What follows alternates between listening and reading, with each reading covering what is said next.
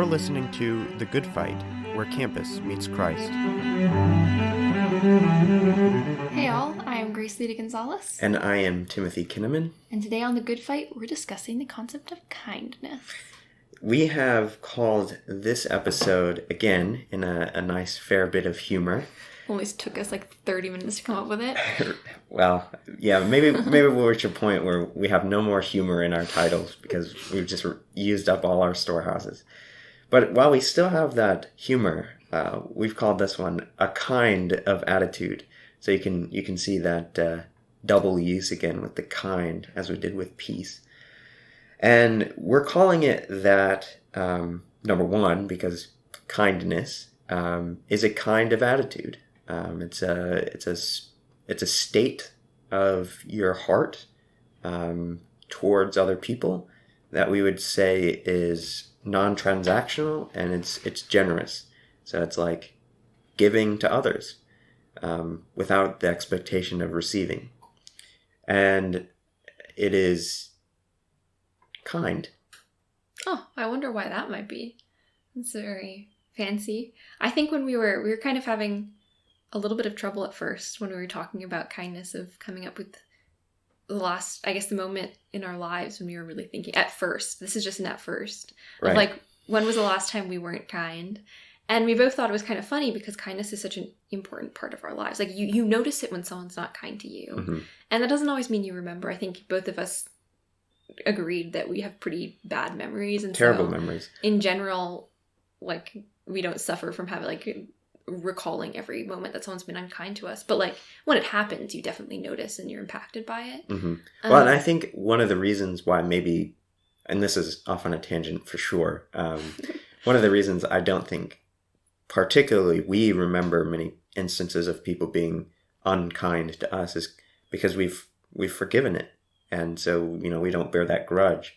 And so it's not, this heavy burden that we carry around with us all the time. Some people out there, I'm sure, are not so forgiving. And so they do carry that burden of, you were unkind to me. Well, yeah, I think actually literally in just saying that, I had something come to mind from like 2 weeks ago. So I clearly, still suffer from it. Obviously maybe using suffering as a word implies a whole lot about my perspective on it, but because literally just in you mentioning that, I was recalled something from like something it said, someone had said something to me like 2 weeks ago and being hurt by it. And I was like, whoa, actually no, I'm still struggling with that one, which I think is funny because let me tell you, like literally 20 minutes ago I could not come up with that. But then just, like, if I'm actually intentionally digging through my mind to, like, come up with ways that, like, someone has hurt me by being unkind, it popped right in. So this is we're still on this tangent here, but... Do we need to turn this into a counseling session? I think, no, it's fine. I have my own counseling sessions on the side with Stan, if you guys know him. He's wonderful. Anyway, but I think it is funny that, like, if I had talked to you 2 weeks ago, that would have come in my mind, like, in a split second. Like, it would have been in there. Like, it was just very all-encompassing of my life. Or not I was just thinking about it a lot because I was really hurt, right? So when someone says something that hurts you, it sticks around and you, like, think about it for a while. But the fact that 2 weeks later, I couldn't come up with it right away, I think that says a lot about kind of You've come a long way. Thank you. I've grown in many ways. Or we can just say that, like, God's working in my heart. But in all of that to say, there are definitely ways that I've done the exact same thing to other people and said things that are incredibly hurtful or just like not acting in a loving way. And I think we both felt this, that having siblings, well, you have siblings, I have a sibling. But regardless, being in that sort of relationship with someone, we hurt them a lot and vice versa. And it made me recall, literally, it wasn't that long ago. It's been like actually a conversation my sister and I've had a bunch over the past maybe 2 years, basically since she went to college. It's basically just like how much we take each other for granted and like the love that we have for one another. And I think it was about a year ago now, maybe a little less, I was visiting her up in Boston where she goes to school, and we were walking along the Charles River, and we literally just like spent an hour crying and like saying sorry and asking for forgiveness for like how awful we had kind of been to each other unintentionally over the year before, just because when you know that someone loves you and will love you no matter what, it's very easy to kind of take their love for granted. And so that meant on my side being very like dismissive and saying things like that were like kind of mean, and on her end like just not talking to me when she was super busy, or just like not really ever, like when she was calling me, being very distracted. And so both of us were not acting. I think there are plenty of other things that we talked about, but I just can't recall them right now.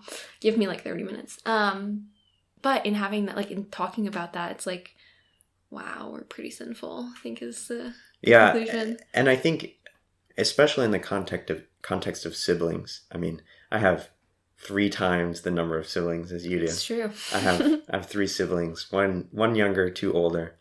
And thinking about our relationships now that we aren't spending all that time together, I think it's actually been a lot smoother when you have that many children, when we were younger, children in close proximity. It's very easy for tensions to get high, for attitudes to get high, and then for unkind things to come out of our mouths, to come out of our fists, to come out of our, just any actions that we have towards each other.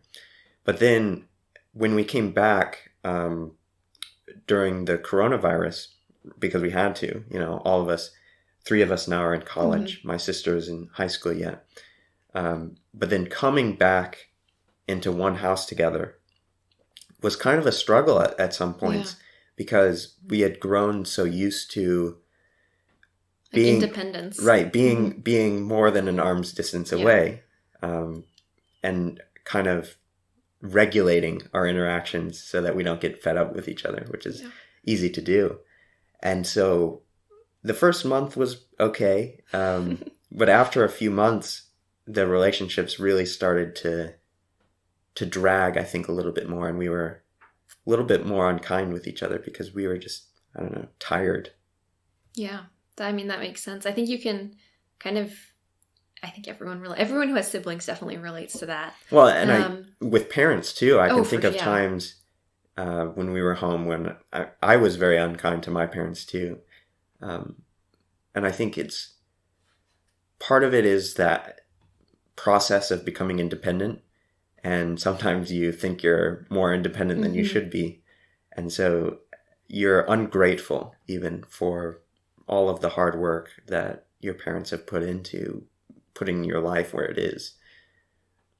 Yeah, and I think we can see it just generally. And like, I think one of my least favorite things about watching the news or like reading the news is there is the headliner article is always something in which someone's been unkind.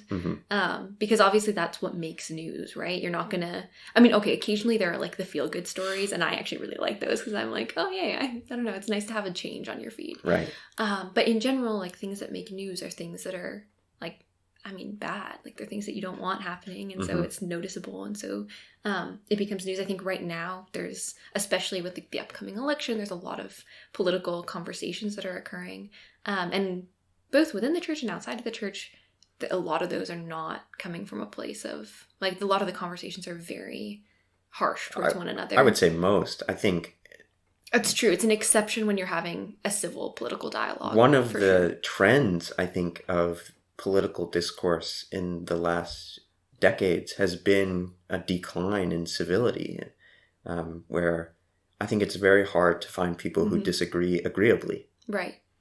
Oh, yeah, for sure. I think if you're listening to, like, actually, I think this isn't just politics. I was just thinking about, so one of the things that I really enjoy sometimes in my spare time, although I haven't done it in a while because normally I do it when I'm folding laundry, is, like, in my dorm, for context, I still fold laundry, but is listening to, like, debates between, actually, primarily, I mean, I really enjoy it between Christians, but, like, different theological points, but then also there are a bunch of them that are within, like a Christian versus an atheist, or a Christian versus a Mormon, or whatever, like breaking it down and having discussions.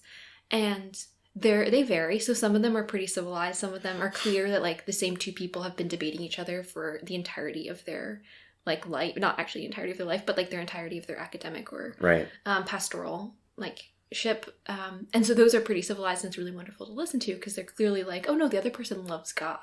And like, we're coming from the same place, but we just disagree on this. But then there are others where they are so harsh and they're like, the other person's not even like, they're very much character attacks from the baseline. And it's hard to listen to them. Like, I genuinely struggle to listen when you're trying to kind of, especially when you come in without knowledge on a topic and you want to learn through a debate.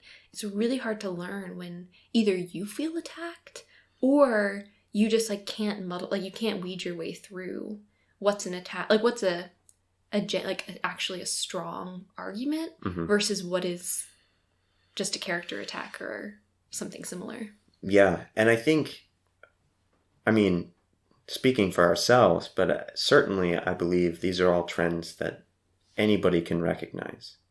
But trends in the political aspect, I think that's a trend. But in general as well, just the experience of people being unkind to each other, people being unkind to you. It's a universal experience. It's part of kind of having a life, being a human. It's like you're going to experience unkindness. Certainly. And I think, given that it's so prevalent in our lives, I think it's fair to say that anybody in the audience, too, has certainly had that experience of, well, I think particularly today what we're going to talk about is themselves being unkind.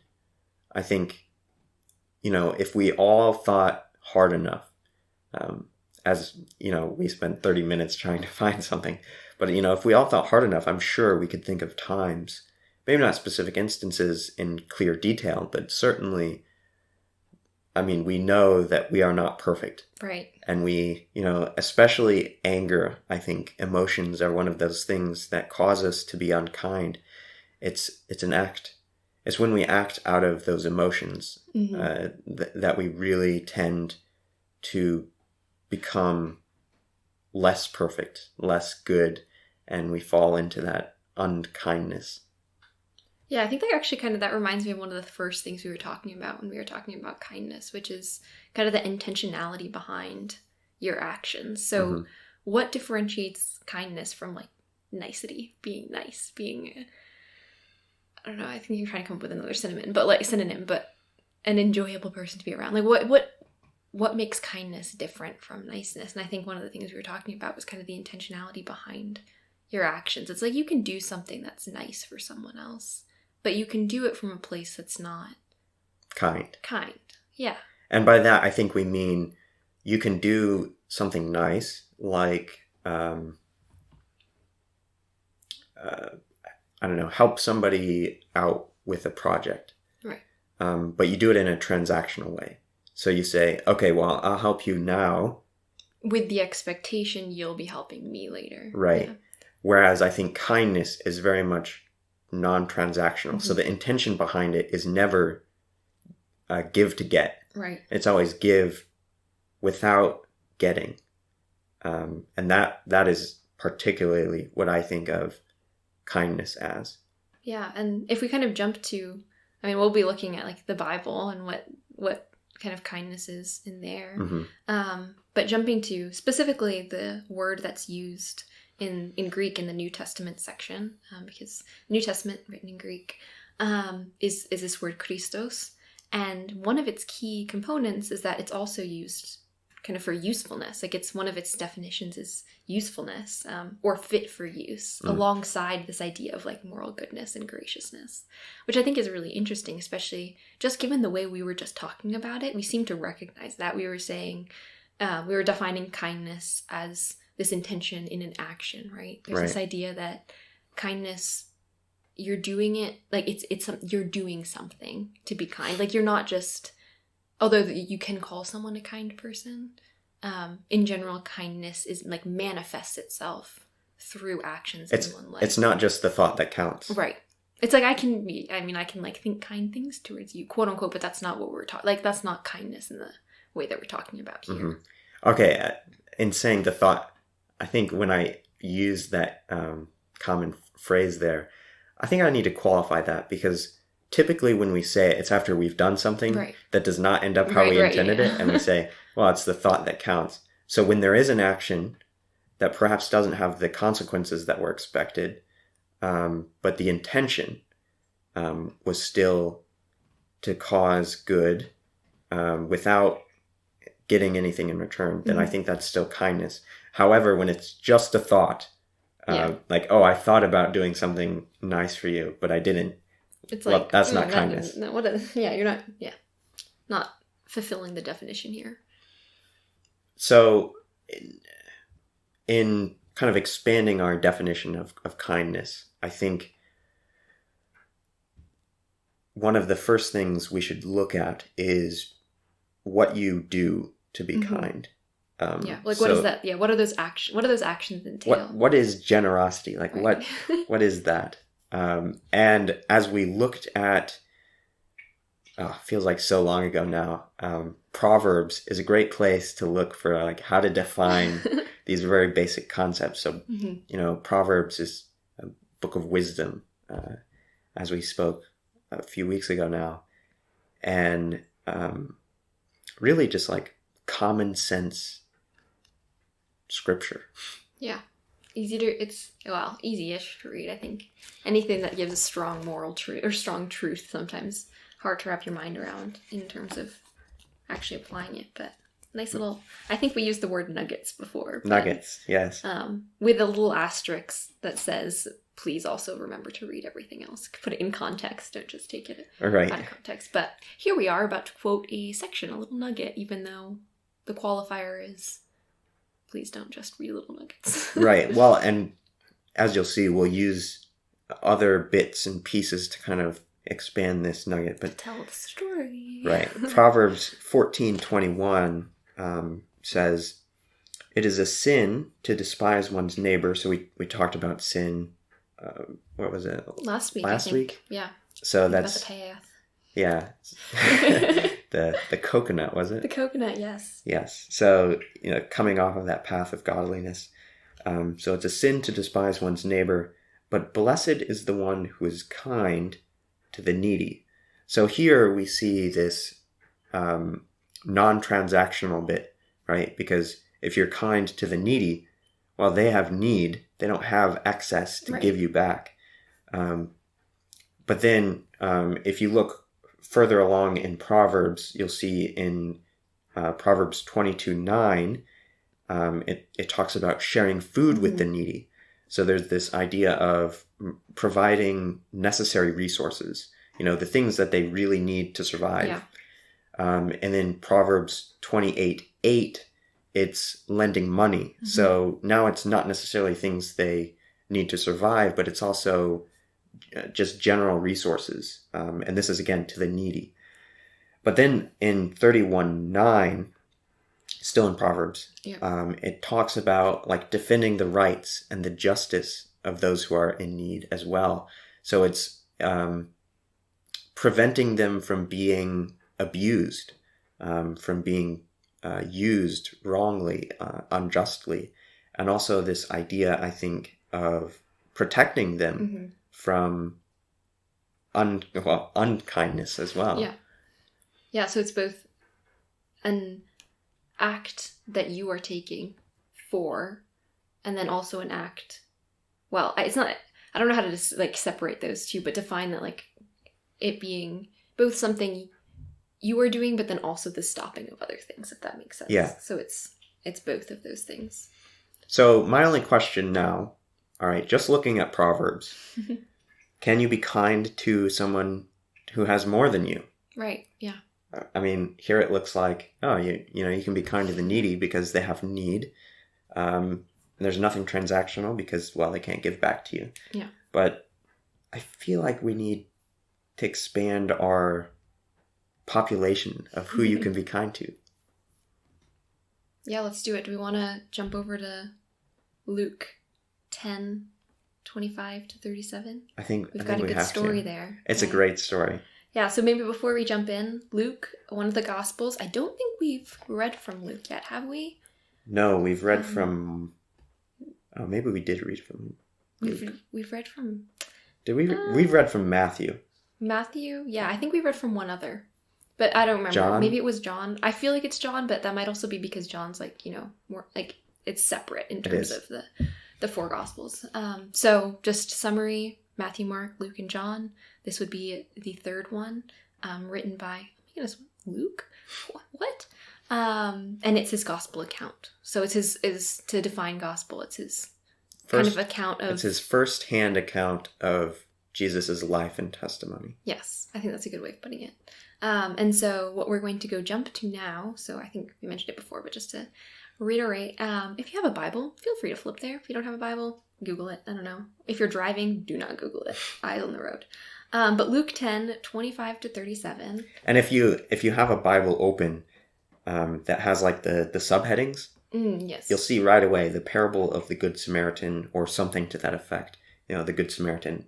I think this is a very often quoted section of the Bible, an often quoted parable. Yeah, I think people, I mean, even if you aren't raised in the church, I think people have heard about it at least. Or they've heard the expression. They've heard the expression, to be yes, a good to Samaritan. Be a good Samaritan, yeah. There's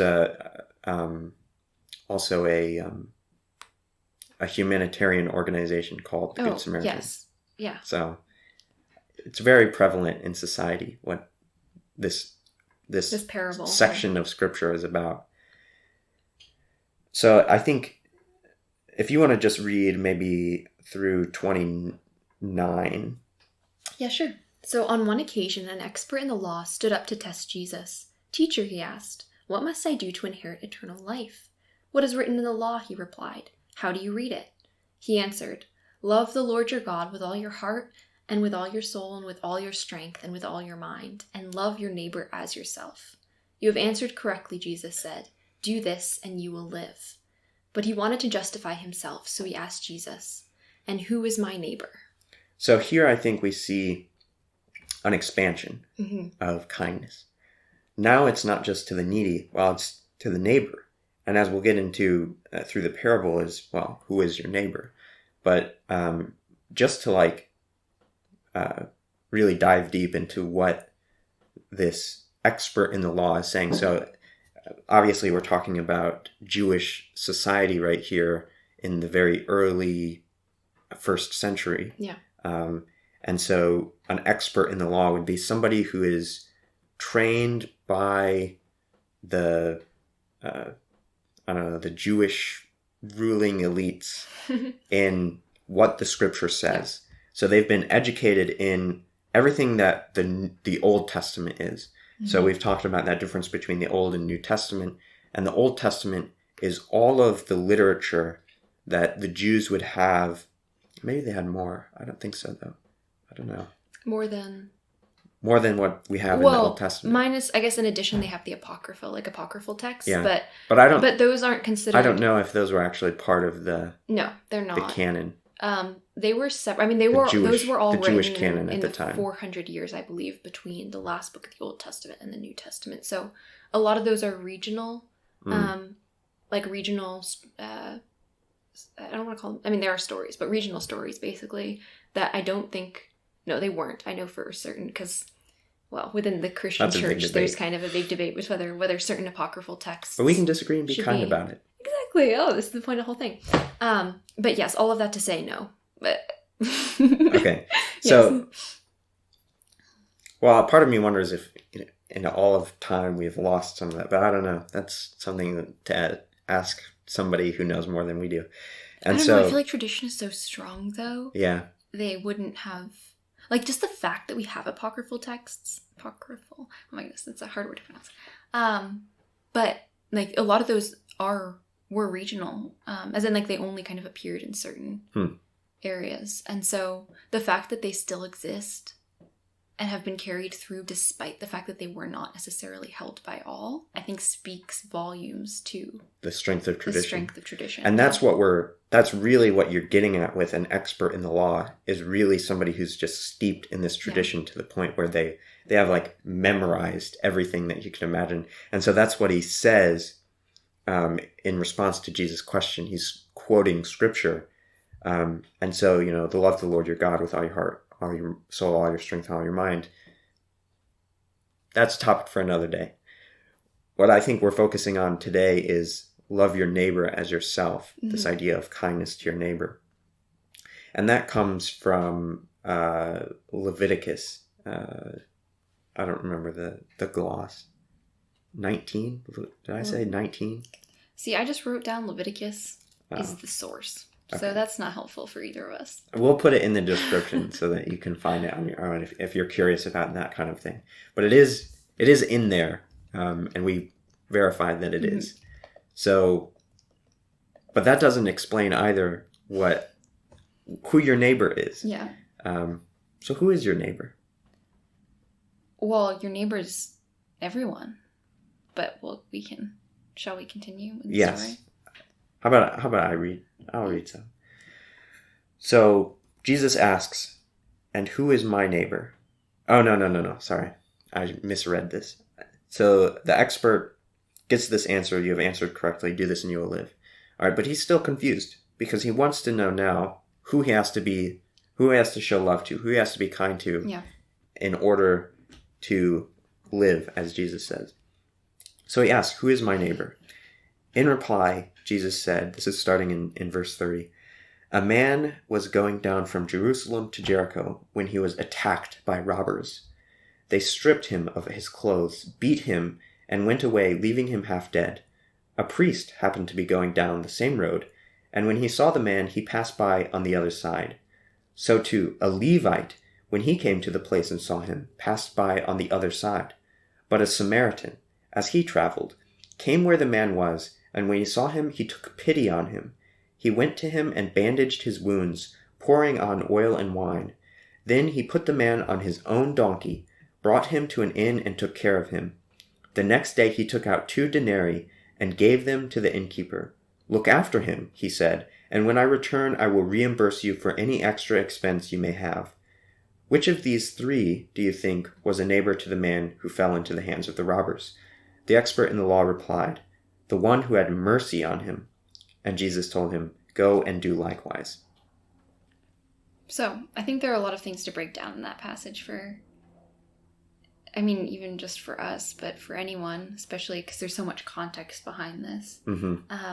I think kind of one of the first things to think about is, like, why priest, Levite, and Samaritan? Why are those the 3 key? Like, Jesus is obviously specifically pointing out 3 people. And I think we can presume it's like if someone were to say, so I'm trying to come up with a good example, but like a politician walked by. Like, we immediately in hearing the word politician, it's kind of generic title, we think a bunch of things. Like, there's something we have in our mind. We apply a context based on the character. So that's going on here too, with a priest, a Levite, and a Samaritan. I think a priest is an easy one to get a concept of because we still have in our modern culture this idea of priests being the ones who are righteous. You know, they're the ones who have been steeped in religion, whatever religion that may be. And there's like a clear distinction in role and action of a priest versus someone else. And so, when Jesus says the priest walked by on the other side, this is somebody who is morally righteous in the eyes of the religion. So in this case, the Jewish religion. This is somebody who is like very, somebody who you would expect to be kind. Right. If that's what's in the law. And so he, first of all, I think we should assume that the man who is going down, who gets attacked by robbers and beaten, is a Jew. Yeah. That's being implied. Right. It's not just a random person.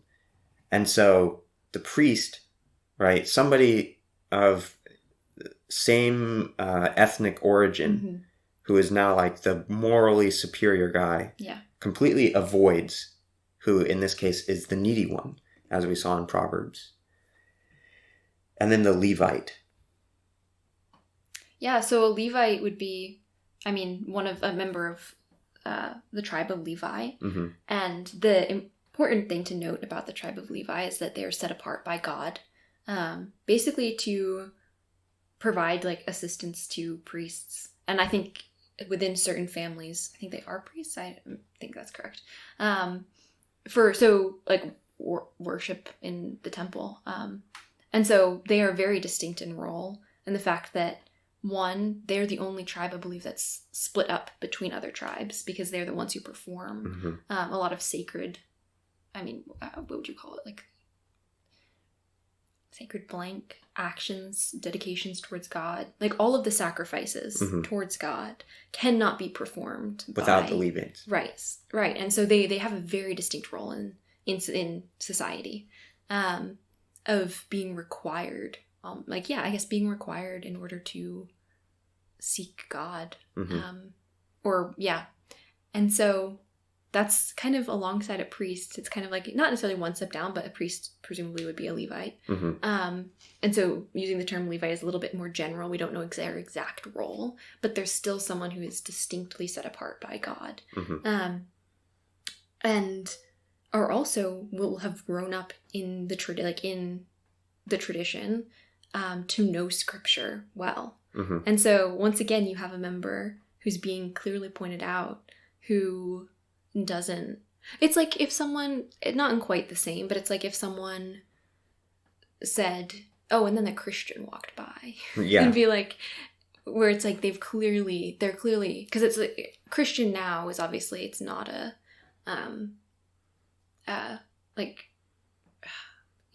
you're not born a Christian, right? It's a choice, or at least if you're defining yourself as a Christian. So there's this element of kind of, to a certain extent, I'm trying to think of the right way of phrasing it, but like, it's not moral superiority, because that's not what that's not what I want to get at. But it's like, what's expected. Yeah.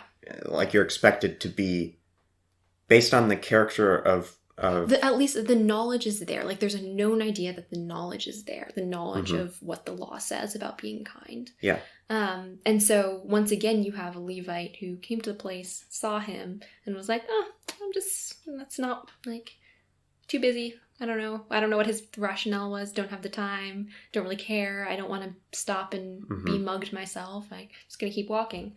And then you have a Samaritan. And the Samaritan it's really the, what is that? Peripeteia? Is that the word? It's like the unexpected reversal. Yeah. Because a Samaritan, compared to a Jew, at this time in history, there was open hostility between the two peoples. And that was mostly because the Jews looked down on Samaritans as kind of half-breeds. They thought they were like, half Jew, half Gentile. So Gentiles are non-Jews. And so they're kind of in this middle ground of being Jewish, but not actually being Jews.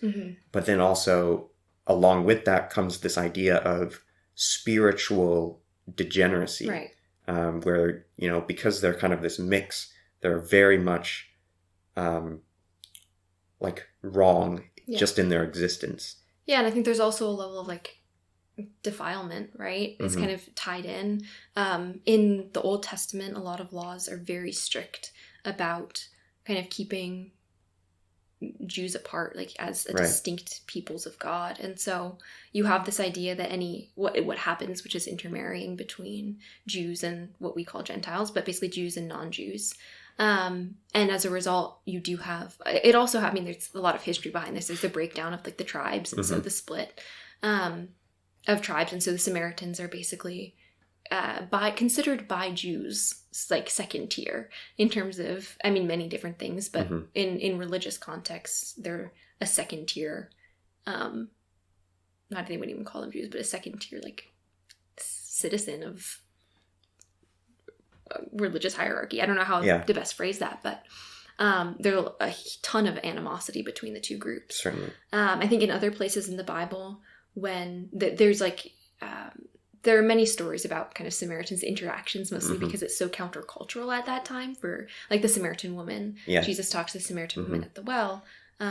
There's more to talk about there, but one of the key aspects of that point, like of that other story, is that one, Jesus went out of his way to walk through where Samaria, in order like where traditionally, or not necessarily traditionally, but where a quote unquote upstanding Jew would just not even walk through that area. They would intentionally take a longer route. Or I think maybe Jesus took the longer route. I don't know. One or the other. Long story short is that there's animosity to the point that they intentionally would not interact with one another. And so to have Jesus say, okay, you have this priest. The priest is like, he knows the law of God, like the word of God more than anyone else does. And then you have a Levite who also has been raised in this tradition of knowing the word of God. Both of them turned their backs on a fellow Jew. And then you have the Samaritan, the one whom in the audience, like the audience that God, or that Jesus is talking to, they're going to hear that and be like, Samaritan, like, it's like dirt on my shoes. Right. I think they very much expect the Samaritan to further beat the guy up. You know? Oh yeah, exactly. To rob even further. Not only, like, if you hear that and you hear that, you know, the priest and the Levite, like the good guys, so you come in perceiving them as good guys, and you're like, they walked by, and then you're like, oh, well, if they're the good guys and they walked by, like, the Samaritan must not just walk by, because then we'd be on equal playing fields. Like, we can't have that. No. Like, he must do something further to harm the man. But instead he does huge role reversal. He does the good, right? He is kind. And we see kind of all those things that we talked about in Proverbs. He gives up his money. Well, first of all, he provides what is essential for life. You know, in Proverbs it's food, but here, I mean, he picks him up off the road, puts him on his own donkey, sharing resources, and kind of gets him out of harm's way. And takes care of him. What does it say? It says, while he bandaged his wounds, pouring on oil and wine. So this idea of healing. And then he took out 2 denarii and gave them to the innkeeper, giving his own money. The sharing of wealth. And he says even further, any expenses that this won't cover, let me know, I'll cover it. Right. So very much this idea of sharing the money. To make sure that he's well taken care of. And then also that idea of look after him, I think is very much also tying to that final idea of defending the rights and preventing further harm. He's saying, you know, he's putting this further obligation on the innkeeper to say, make sure that nothing further wrong happens to this person. Which is huge. Like, think about whatever group you just really struggle with, like, loving. Like, whatever it is that we were talking about earlier, kind of this idea that a lot of times unkindness comes from anger. And a lot of times this anger isn't necessarily, like, you just feel very passionate about something. It can be an injustice that you feel strongly about. And that's obviously not bad, but sometimes because we are imperfect beings, our anger can reach a level in which we're no longer kind to those around us. And so think about whatever group it is that just really bugs you. Like, I don't know who they are, I don't know why they bug you so much, but, like, for whatever reason, you really struggle with, like, even thinking kind thoughts about them in general. And maybe if that's too harsh, maybe if we don't like to think about ourselves that way, just think about someone, like, maybe someone specific that just rubs you the wrong way when you interact with them and you have a hard time with, like, imagine that person being the one who is, like, loving you, who's acting, who's, like, going out of their way to make sure that you're taken care of. Like, you, whatever reason, fall in a really bad situation, or whether you're in a bad situation right now, like, it's the person you hate the most or you have the hardest time loving. Like, imagine that person being the one who comes over and helps you. And that's what Jesus is saying. Like, at the very end, he says, who do you think was a neighbor to the man who fell into the hands of robbers? And the answer is the one who had mercy on him. It's like his sworn enemy, basically. Yeah, the sworn enemy. Is the one who was the neighbor. Which I think is a very interesting way to answer the question of, and who is my neighbor? It is. Because it almost reverses the roles. Very much, you know, I think the expert in the law is very much saying, who do I need to be a neighbor to? And Jesus almost answers, this is who is a neighbor to you. Yeah. Which, I don't know, I think it would be pretty difficult to analyze why he does that right here. But, I don't know. Well, I think there's something to be said for the fact that you see, like, the way that it's framed intentionally allows you to see yourself in both sides, right? Like, I can picture myself being the one, I think we almost nowadays as Christians like to perceive ourselves as the Samaritan, right? We're like, no, we're going to go and love on all like the enemies, all our enemies, or all the people we don't like, or who don't like us, maybe more specifically. When we are just as much like the Jew on the side of the road who's been beaten up. And obviously that's who they would have probably like originally have put themselves in the shoe of. Like that's they would have more naturally. It's only because time has passed and this is a parable that we have read so much that we can see ourselves as a Samaritan. Like when you're first reading it initially as a Jew in that time, you're not going to see yourself as a Samaritan. And I think what that might do is actually say, well, if the Samaritan will do it for you, right? In this story, if there's a good Samaritan, hypothetically, who will do it for you, then isn't that what you ought to do for them as well? Yeah. Almost a challenge, I would say, to the Jews of the time to say, well, obviously I could make you the one who's the good Jew to the Samaritan. But instead it's saying, you don't have to view yourself as morally superior, right? As the Jews did to the Samaritans, to be good, to be kind. So I think it's still talking in that vein of the whole cultural upheaval. Right. Of well, the yeah. parable. If you come into it as someone who feels very strongly like, no, I'm a Jew. Like I'm going to see myself as a Jew in this parable. And the question asked initially is like, who is my neighbor? You come into it seeing yourself as the man who's been beaten up. And you're like, like the priest, this guy's got to be my neighbor. And then you're like, okay, I guess. And like, well, that was a little mean. And then you have the Levite, and you're like, no, this guy will be my neighbor. And it's like, nope. And then you come to the Samaritan, and it's like, oh, this, like, well, he's not my neighbor, right? Like, he's not. But then what happens is like, no, that guy is your neighbor. Yes. In terms of actions. And so I think this is, and then you come to the conclusion, well, then who is my neighbor? And it's that like, I have to love. Who is the one I will love? Who's the one I will love? And I think Jesus's point here is like, he's expanding the definition by saying that the priest and the Levite are still your neighbor, right? Like you're coming into this parable already knowing that they're your neighbor. And so this isn't to say that like you should only be kind to those who like will be kind to you. That's not the point of this. The point of this is that like coming into the parable, you're already going to believe that the priest and the Levite are your neighbor. So Jesus isn't working on, like he's working off that assumption. What he's doing is exactly what we were talking about earlier, which is like broadening of the assumption of who your neighbor is to expand your enemy, like to expand to include your enemy. So it's taking the people you already know and then widening that to include everyone, including the people you hate. And I'm glad you put that out because I was getting a little worried, right? Because the question we came in asking was, how are we going to expand who we are kind to? And we said, well, it's more than just who are needy. But in this parable, if you see yourself as the Good Samaritan, well, you're still just helping who's needy. But that isn't the point. The point is that the Good Samaritan is your neighbor, and your neighbor is the one who you love as yourself. Yeah. So the Good Samaritan is kind to you, right? So we see that the action of being kind to who is needy.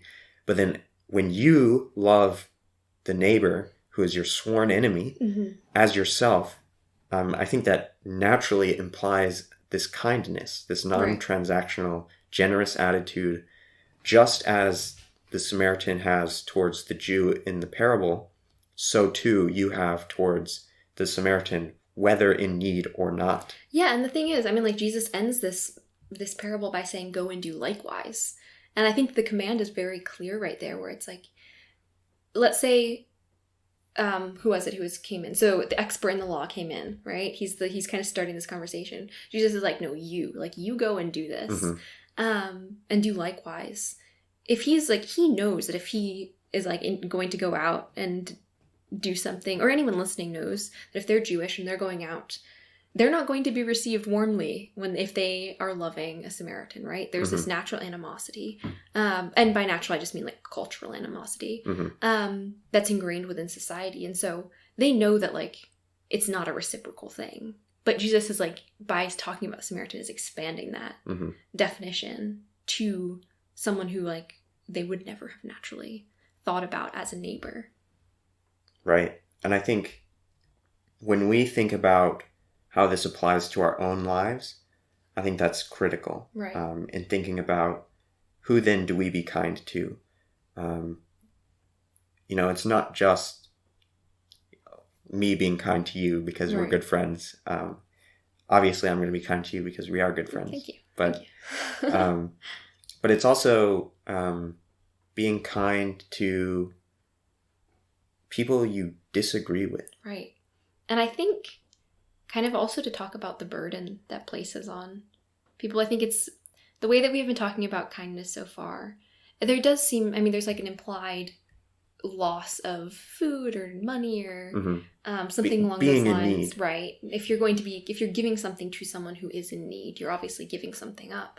But I think it's important to note that like true kindness is going to requires more, like it has a greater burden than just kind of giving up monetary possessions or physical possessions. And I think one place that might be interesting to look at is we can jump to Hebrews first and then over to Acts really quickly. But Hebrews 13, 2-3, which, let's define Hebrews first. Book of the Bible. It's a New Testament book of the Bible. It's I think it's one of the later ones written. Yeah. A nice little summary. I don't know much about Hebrews. I don't think we actually... Questionable authorship, I believe. Right, it is questionable. It has historically been quote-unquote attributed to Paul, but most people now... I don't know if people ever really thought it was Paul, but that was a justification for including it. There are many theories, I believe. One of them was because based on... This is just going off of memory, but if I remember correctly, it's written very well in terms of Jewish legal doctrine. Right, yes. It's clearly written by somebody who knows the Jewish culture. And who's well educated. Yes. And so there have been a bunch of theories about who it may have been. Right. Who actually wrote it. That's all I think we can say definitively about Hebrews. I don't know if it's worth inputting our own opinions into the big scholarly debates about who actually wrote it. I don't have an opinion actually, so it'd be hard to put one in there. But yes, Hebrews 13, 2-3. Let's jump right in. And that says, do not forget to show hospitality to strangers, for by so doing some people have shown hospitality to angels without knowing it. Continue to remember those in prison as if you were together with them in prison, and those who are mistreated as if you yourselves were suffering. Yeah, so there's a lot obviously we're jumping over from this idea of kindness to hospitality, and we didn't entirely explain why. So just to backtrack real quick, the definition for kindness in the Bible does have connotations of hospitality. Certainly, so one of the definitions it kind of refers to this idea of hospitality. And the reason why that's kind of important to note is because when you first think of hospitality, it's very easy to think about opening your house for dinners and inviting people in and feeding them. Friends. People you are familiar with. So having a dinner party is a very, if you're trying to think of an idea of the ideal sense of hospitality, if you will. And here this word is actually, it's a little different. Imagining yourself in a jail or in prison and suffering with those who are suffering brings very different connotations to hospitality. And one example of this is over in Acts. So Acts 9, we actually had a sermon on this morning, which is why it's been in our brains. But Acts 9, so Acts, basically an account of what the disciples of Jesus were doing after Jesus Right, it's literally the acts of the apostles, so the things that the apostles did. Exactly, and so here we have it's just after Acts 9 is just after Saul became a Christian, who we talked about, Paul, we talked about last week or 2 weeks ago or something like that. And one of the key parts is, it's kind of long, and I think we've been going for quite a while, so I'll summarize a little bit, is basically Saul as a persecutor of Christians. And by persecutor, I mean, I think we may have started talking about this, but basically intentionally went out and, had Christians put to death. That was, he lived for that, if you will. And then all of a sudden finds God and is oh my goodness, JK. And obviously, rightfully so, once he becomes a Christian, a lot, like other Christians at that time, so other followers of Christ, were like, we don't really trust him. We don't trust him at all. Like, he is the one, he caused a lot of their pain and suffering. But, okay, I don't want to just summarize all of it. Let's find a good place to read. Okay, so we can kind of just read maybe the section on hospitality, which is, okay, so Saul, it's Acts 9, verse 26 to 30. And so when he, being Saul, came to Jerusalem, he tried to join the disciples, but they were all afraid of him, not believing he was really a disciple. But Barnabas took him and brought him to the apostles. He told them how Saul on his journey had seen the Lord, and that the Lord had spoken to him, and how in Damascus he had preached fearlessly in the name of Jesus. So Saul stayed with them and moved about freely in Jerusalem, speaking boldly in the name of the Lord. He talked and debated with Hellenistic Jews, but they tried to kill him. When the believers learned of this, they took him down to Caesarea, thank you, and sent him off to Tarsus. So there's a lot here on hospitality and kindness. But I think this is a good example of kind of the burdens of kindness. Yeah. The obligation. Right, the obligation. So first you have this idea of I mean, there's a rightful sense of fear among the disciples, right? Like, if you hear that the guy who is probably directly responsible for the death of your friends and fellow believers is now, like, on your side, you're going to be like, is he tricking us? Like, is he coming in to know our circles to slaughter us all? Like, even if you don't think that, there's a lot of pain and suffering that he's caused that is very hard to forgive. But they're kind to him anyway. Specifically, I mean, you have Barnabas here directly, but like inviting him into the community. Inviting him, I mean, it says that, like, so Saul stayed with them. Like, he stayed with the people who he had been directly responsible for persecuting. And I think that, I mean, this is that same kind of peripeteia, as I said, that reversal of roles that we saw in the Good Samaritan, where you have now Paul being that Good Samaritan. Right. Who is completely unexpected. Yeah, and so they're clearly, I mean, they're giving up, and Barnabas is giving up his reputation, I think is the way that the pastor this morning was talking about it. But giving up his reputation to, in the sense that, like, if Saul did end up murdering people, like, he would be directly responsible for that, right? He would have been like, no, I put my trust in this guy, and he's also responsible. So he's putting down his reputation on the line and saying, no, I believe that Saul has in fact become a Christian. And I'm like, you were willing to trust him because you trust me, is the first one. And then later on, when it became clear that the Hellenistic Jews, which for context are the very people like that Saul had been friends with, like that was his original crowd. When he was going about murdering people, those were the guys he was running with. And now they want to kill him. And what did the believers do? Like, the same people he persecuted, they sacrificed. In kindness, they sacrificed their own wealth and possessions, which were already pretty meager, in order to, like, send him away and provide for him, right? To protect him. So it's like, those are a lot of burdens. Like, that's a lot. And I think it really puts into perspective, at least for me, my idea of kindness, right? Where it's like, if I feel burdened by talking to my sister when I'm stressed, and I have a hard time being kind towards her in my own stress, and and just be respectful and, like, loving towards her and talk with her when she comes in, how in the world am I ever like that's like barely touching the expectation for what kindness is. Like, that's like, if she comes in and I'm stressed and I'm like, oh yeah, I'll take time out of my work to talk to you, that's like barely kind, if you will, on the spectrum of what kindness means. Because in contrast, they're being kind by providing for and taking care of the one who directly caused them pain and suffering. Yeah.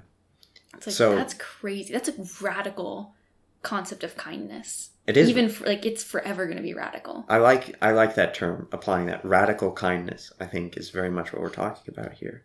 And so kind of if we were to apply everything we've talked about here to our own lives, I think we very much have to ask ourselves kind of what obligations, what burdens are we going to take on, not only for those who we recognize as our friends, who are in our communities, who are close Easy to to us, get along with, yeah. but also what burdens are we going to take on, what obligations, what givings are we going to give without the expectation of receiving to those who we don't agree with, to the Samaritans if we are the Jews, to the Sauls if we are the to the Sauls if we are the Christians. And I think that's a very active question that we should always be asking ourselves, is just, number one, it doesn't matter that relationship. Yeah. What matters is that the obligation exists no matter what, for you to give up yourself, to be, as we talked about with Paul being a servant of Christ Jesus, it is being a servant. Kindness, this radical kindness is truly being a servant to everyone, in that act of self-sacrifice, to give up your possessions, to give up your time, your resources, your goodwill towards people who you have a natural tendency to dislike. Yeah. It's a lot. That's a lot to think about. It is. Yeah. If it took us 30 minutes to come up with ideas for how we have not been kind or how we have been kind, how much longer will it take us to think about the ways we treat, like even subconsciously, the way that we're thinking about people we don't agree with? That was a good alarm there. Yes, my sister was FaceTiming me. She went through my Do Not Disturb. She's the only person. She's an exception, yeah. Exception to the rule. Interesting. So, obviously we've been going on for a long time here, but these are very deep concepts. I think we said earlier today that we could make 10 episodes on kindness. Oh, not more. So, we should do a long word study. It would take us like 10 years. We'd still be on kindness. So, consider this a sprinkling of everything there is to know about kindness. Sprinkling, I like that. And so today, the way we've defined kindness is it's a non-transactional, so there's no getting in return. It's all giving, self-sacrifice, non-transactional, generous attitude towards others, and it's regardless of your relationship to them. Whether you're friends or enemies, you have that obligation to take on their burdens, and to give yourself up out of kindness. Yeah, so we went through kind of what the word kindness means in the Bible. Like, what are all the implications of it? So, kind of covering this idea of usefulness, also this idea of hospitality, and then also like moral goodness. And then looking through kind of how Proverbs defines what it looks like, what actions you take. So the sharing of food, lending of money, and defending of rights and justice. And then spend a lot of time on the Good Samaritan. Could have kept going. About what is that like? Who is your neighbor? What does it look like to kind of love your neighbor? And then going back to like Hebrews and Acts and talking about what are the burdens that being kind has on your life? Like, what is that? How does that directly impact you? And then ending with the question of like, how are you treating the ones that you don't agree with? How are you being or not being kind towards them? And hopefully you'll go into what you'll come out of this episode, and that's what you'll be thinking about, that's what we'll all be thinking about, is how do we treat those who we don't agree with? And that's what we have for this week. So thank you, listeners, for tuning in. Yeah, thank you guys. I'm glad you stuck with us I think this is probably going to be our longest episode yet. Yeah. And it was hard to cut off. So please be sure to stay up to date with the Good Fight by following the Columbia Witness on Instagram, at least until we figure out if we're going to have our own, and Facebook to know when we release content. And if you're enjoying the conversations that Grace-Elleda and I have been having, if you think that the content we put out is truly teaching you something, or could teach somebody something especially, please reach out to a friend, whether they're Christian an early Christian, an experienced Christian, or non-Christian, somebody who could really use the gospel in their lives, somebody who could definitely benefit from having a relationship with God. Yeah, or just hearing what a relationship with God looks like a Christian relationship with God looks like. Mm-hmm. So any of those people, please let them know about the Good Fight. And we would love if you could just help us reach a wider audience so that people can really experience and see what a Christian relationship with God is and how it affects our lives, Grace-Elleda and I, and also how it can affect your lives. And finally, we'd like to hear back from you on any of the platforms that we talked about earlier. So Facebook, Instagram, but also you can reach out to us via email at witnessthegoodfight@gmail.com. We'd love to hear your thoughts. If you have any questions, if we messed up on any of our information, my knowledge of history and the Apocrypha is not super good, so I'm sure I said something incorrect there. And we'd love to, we're learning as well, we're growing. And so we'd love to hear your commentary if you have any thoughts, concerns, questions, etc. And we look forward to talking with you soon.